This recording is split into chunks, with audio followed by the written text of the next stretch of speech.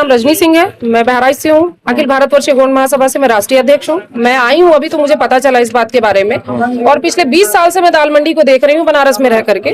कभी ऐसा नहीं हुआ, एक मतलब फैमिली जैसा रहा है और ऐसे ही रहा है। इवन यहाँ के जो ऑफिसर्स हैं या यहाँ के जो सम्मानित नेतागण हैं, कभी दाल मंडी की तरफ रुख नहीं किया कि यहाँ लाइट की व्यवस्था है या नहीं है। बहुत सारी चीजें होती रहती हैं ऐसी गतिविधियां, कभी इस चीज के बारे में नहीं सोचा।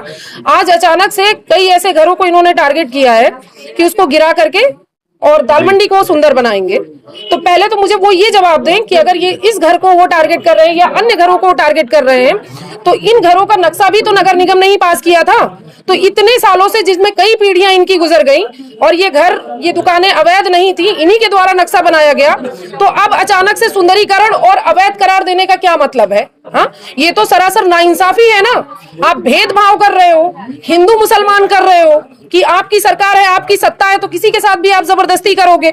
हाँ, भाई आपको लग रहा है कि भेदभाव हो रहा है? लग रहा है, मुझे यही नहीं लग रहा है। मैं अन्य जगह, क्योंकि मैं राष्ट्रीय अध्यक्ष हूं, मैं अन्य जगहों पे भी देख रही हूं, तो जो ये कर रहे हैं, ये गवर्नमेंट जो कर रही है, मुझे नहीं पता कि माननीय मुख्यमंत्री महोदय को इस चीज के बारे में पता है या नहीं पता है कि उनके अधिकारी, उनके ऑफिसर्स क्या कर रहे हैं। लेकिन जो भी हो रहा है ये बहुत बुरा हो रहा है, बहुत गलत हो रहा है। और ये और भी लहुरा बीर चौराहे, बेनिया से आगे क्रॉस करेंगे आप, और गोदौलिया पे न जाने कितने अवैध मॉल, न जाने कितने अवैध होटल्स। आप सीधे ले लीजिए मृदुला जायसवाल जी का, ये सारे जो महापौर रह चुकी हैं इनका भी अवैध है। ये क्यों नहीं टूटा अभी तक? दूध सट्टी अवैध है, वो क्यों नहीं खत्म हुई आज तक? गोदौलिया चौराहे पे न जाने कितने मकान बने हुए हैं, वो भी अवैध है, जिनके डॉक्यूमेंट्स तक नहीं है। तो वो अवैध क्यों नहीं है? लेकिन जिसकी परियोजना का शिलान्यास खुद प्रधानमंत्री मोदी ने रखा हो, तो लगता है कि ये रुक पाएगा? आप लोग जो लड़ाई लड़ रहे हैं। बिल्कुल बिल्कुल लड़ेंगे। अगर नहीं रुका तो हम जहां तक, अगर यहां से लेके दिल्ली तक जाना पड़े, अगर आप सबका सहयोग सपोर्ट रहा, तो मैं अपने परिवार और घर को छोड़कर आपके साथ चलने के लिए तैयार हूं। अभी मुझे निकलना था, लेकिन मुझे जब पता चला तो मैं सीधे इधर आई हूं, और आपके साथ अनिश्चित काल तक मैं यहाँ बैठने के लिए और आपके लिए हर संघर्ष करने के लिए तैयार हूं मैं। भाई आप लोग, आपसे एक, ये घर बहुत मेहनत और बहुत ही मशक्कत से इंसान बनाता है, और आप इसको गिराने की बात कर रहे हैं। तो ऐसे नहीं, आप यहाँ के जो सम्मानित हैं, जो यहाँ के अध्यक्ष हैं, उपाध्यक्ष हैं, जो भी हैं, उनको बिठाकर यहाँ के अधिकारी मीटिंग करें। आप पहली बात तो कोर्ट का आदेश देखने को तैयार नहीं हो, महिलाएं लेके जा रही हैं तो उनके साथ अभद्रता कर रहे हैं, पेपर फाड़ के फेंक दे रहे हैं, कह रहे हैं ऊपर से आदेश है। तो सबसे पहले जो भी ऑफिसर अधिकारी ऐसा कर रहे हैं, वो ऊपर के आदेश को हमें दिखाएं। हमारे सम्मानित जो फैमिली के हैं उनको बिठा करके एक मीटिंग करें, सारी चीजों को समझाएं, हम समझने की कोशिश करेंगे, हमसे जो बन पड़ पाएगा हम करेंगे। लेकिन जबरन आप घर को गिराने की या ऐसे करेंगे अतिक्रमण के नाम पर या फिर सुंदरीकरण के नाम पर, तो वो पॉसिबल नहीं है। अगर आप सुंदर कर रहे हैं तो बनारस को पहले बाहर से सुंदर करिए। लेकिन सरकार की जो कहना है कि ये जो बन रहा है, ये जो श्रद्धालु जाते हैं उनके लिए रास्ता आसान हो जाएगा। श्रद्धालुओं के लिए सिर्फ उनका कहना है, तो उनसे मैं भी पूछती हूँ कि श्रद्धालुओं के लिए एकमात्र दाल मंडी के जाने का ही मार्ग नहीं है। गोदौलिया चौराहा है, आप इधर खुदाई चौकी से रास्ता है, अनेकों रास्ते हैं। जैसे बाबा विश्वनाथ मंदिर में 4 द्वार हैं, चारों द्वार से जनता जाती है ना। तो उसी प्रकार अन्य द्वार हैं। दाल मंडी एकमात्र ऑप्शन है। और इसके पहले जब हुआ करता था तो सिर्फ मणिकंका घाट पर शव लेकर जाते थे, शवदाह के लिए दाल मंडी का रास्ता था। बाकी श्रद्धालुओं के लिए दाल मंडी का रास्ता न कभी था, ना है, ना होगा। जबरदस्ती तो बिल्कुल नहीं होगा, और सरकार ये अपनी मनमानी कर रही है। कैसे रोकेंगे फिर आपको? हम हड़ताल करेंगे, बैठेंगे, बहिष्कार करेंगे, सरकार का बहिष्कार करेंगे, जिस तरीके से बंद पड़ पाएगा हम करेंगे। लेकिन इतनी आसानी से हम ये नहीं छोड़ेंगे कि हम अपने घर को बोले कि भैया आप तोड़ के गिरा दो। जब भारी दस्ते के साथ प्रशासन के लोग आएंगे तो रोक पाएंगे? तो हमारे ऊपर से होके गुजरेगा। अगर उनको सुंदर करना है तो फिर हमें इसी में रोने दे। भाई घर गिराने से पहले आप हमें मार दो, क्योंकि हम वैसे भी मर जाएंगे। हमारा घर जाएगा, आप आइए प्लीज आइए। हमारा घर अगर जाता है तो हम तो वैसे भी बेघर हो जाएंगे। कहाँ जाएंगे हम? हमारे बच्चे कहाँ जाएंगे? परिवार कहाँ जाएगा? तो उनकी बातों को मैं रख रही हूँ। सरकार इसको संज्ञान में ले, यहाँ के जो नेता विधायक मंत्री हैं इसको संज्ञान में ले, बैठ करके बात करें। चौड़ीकरण के नाम पर हम कुछ हिस्सा दे सकते हैं कि चलो ठीक है भाई, आप 1 फुट 2 फुट ले लो, लेकिन अगर घर गिरा करके आप सोचते हैं कि दाल मंडी सुंदर करेंगे, तो दाल मंडी हमारी कल भी सुंदर थी, आज भी सुंदर है, आने वाले वक्त में भी सुंदर रहेगी, और हम सुंदर कर लेंगे अपने तरीके से। बहुत सारे लोग कहते हैं कि दाल मंडी जो है हेरिटेज है, बनारस की पहचान, इस तरह का मार्केट दोबारा कहीं नहीं बन सकता। लेकिन कुछ खबर ऐसी भी आई कि इसको दूसरी जगह दुकानदारों को लोता मोहन सराय देने की बात की जा रही है। अभी फाइनल कुछ नहीं। क्या दाल मंडी दे पाएंगे? मेरा ये सवाल है उनसे, वो लोहता, रोहनिया, मुगल सराय, चकिया, चंदौली कहीं भी दे देते हैं, क्या हमें दाल मंडी दे पाएंगे? अगर वो हमें दाल मंडी दे पाते हैं तो बस वही मैं उनका शुक्रगुजार हूँ कि वो मुझे दाल मंडी दे दे, है ना।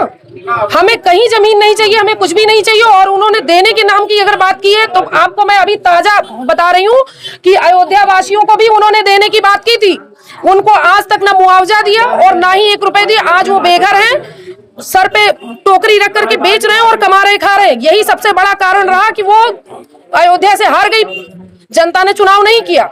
तो झांसा नहीं चाहिए हमें इसका प्रॉपर निष्कासन चाहिए कि वो हमें निष्कासन दे कि वो कह रहे हैं कि हम दूसरी जगह देंगे दाल मंडी को, तो उसका प्रतिरूप मैं देख कर आ रही हूँ। आपको नहीं पता होगा, लेकिन अयोध्या में भी लोगों को इन्होंने वही कहा था और वहां पे देने के नाम पर उन्होंने लोगों को मुआवजा तक नहीं दिया है। बेघर लोग फुटपाथ पे पन्नी तान के रह रहे हैं, वहां पे भी नहीं रहने दिया जाता है।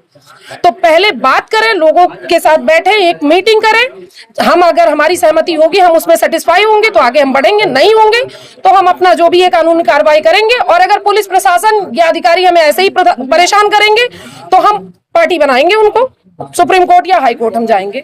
दाल मंडी चौड़ीकरण का विरोध करना स्थानीय व्यापारियों के लिए भारी पड़ गया।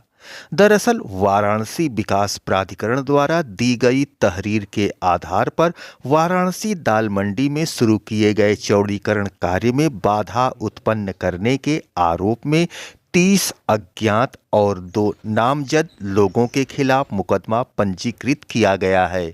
दर्शकों, आप देख रहे हैं आईना न्यूज यूपी की नई प्रस्तुति नया सवेरा यूपी और बिहार। मैं सियाराम मिश्र। तोड़ने पहुंचे टीम के सामने महिलाओं द्वारा धरना प्रदर्शन, फोर्स तैनात।